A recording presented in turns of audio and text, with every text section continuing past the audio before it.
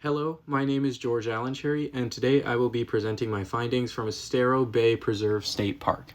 I went here for my freshwater field trip for my University Colloquium course at FGCU, and here are some of the friends I was fortunate enough to go with on this excursion. I chose this location because it was in close proximity to FGCU's main campus, and I also personally wanted to see what the state parks in the area looked like, as I have not been to any yet. As you can see, the state park is huge.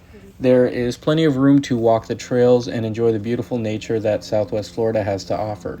The weather was very pleasant, and we went early enough in the day so that it wasn't too hot or muggy outside. Around the park, there is a beautiful residential community, so visitors will often see people walking around that might live around here or that just want to enjoy the park's trails and amazing wildlife around the area. Walking along this trail, we found a few different species of plants. Shown here are the saw palmetto, which as you can see is plentiful in the walking trail all throughout. We also see here the laurel dodder.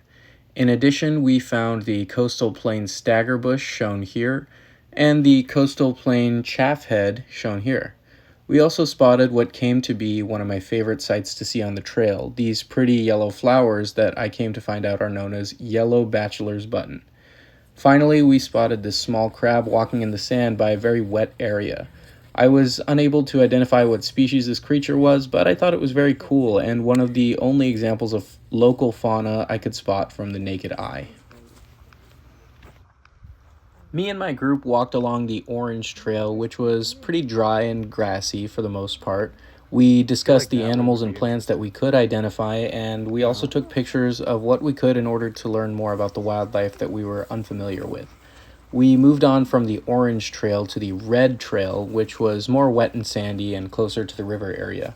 Unfortunately, we did not get a chance to see the river itself, but we saw some pretty cool stuff nonetheless. Endemic. Don't know what that means. Endemic. Endo means within. Pinus elioti, commonly known as the splash pine, is a pine tree native to southeastern United States. Estero Bay Preserve State Park uses controlled burns every few years. These controlled fires are conducted by park management to maintain healthy ecosystems, reduce fuel buildup, and support fire-dependent native species in the area. Shown here is a video I took of a tree that had fallen down.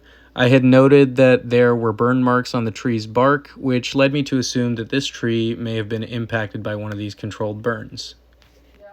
Here is a video I took from when we had walked from the Orange Mark Trail to the Red Mark Trail. Even though there were a few major differences visually in both of these trails, one common thing I had found between the two was the occurrence of the yellow bachelor's button, which I could not stop spotting.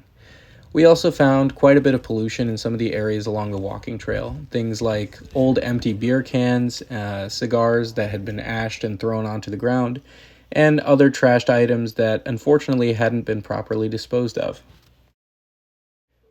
Overall, though, me and my friends had a wonderful and educational experience at Estero Bay Preserve State Park. I have to say it was my first time going, but definitely not my last. Thanks for watching.